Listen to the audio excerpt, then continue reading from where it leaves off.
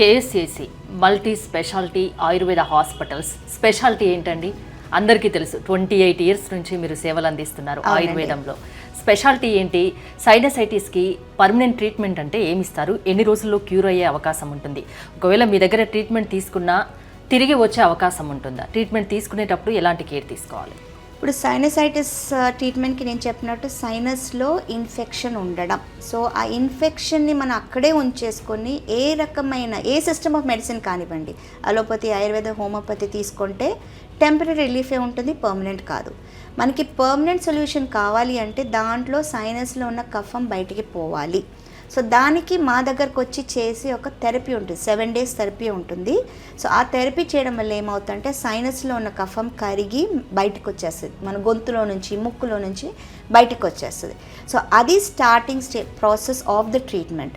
So అది బయటకు వస్తూ ఉన్నప్పుడు దీంట్లో 3 ఇంపార్టెంట్ థింగ్స్ ఉంది. ఒకటేమో సైనస్ క్లియర్ అవ్వాలి, సెకండ్ ఏంటంటే మన ఆ మ్యూకస్ లైనింగ్ ఏదైతే ఉందో అది హీల్ అవ్వాలి, థర్డ్ ఏంటంటే మన ఇమ్యూనిటీ పెరగాలి. సో ఇవి 3 కలిసి చేస్తే మనకి దీంట్లో నుంచి ఒక పర్మనెంట్ సొల్యూషన్ వస్తుంది. లేదు అంటే రిపీట్ అవుతుంది. ఒక 7 days మీకు కేటాయిస్తే చాలా. 7 days ట్రీట్మెంట్ ఇక్కడ, తర్వాత మెడిసిన్ సివియరిటీ బట్టి ఉంటుంది, 3 months to 6 months.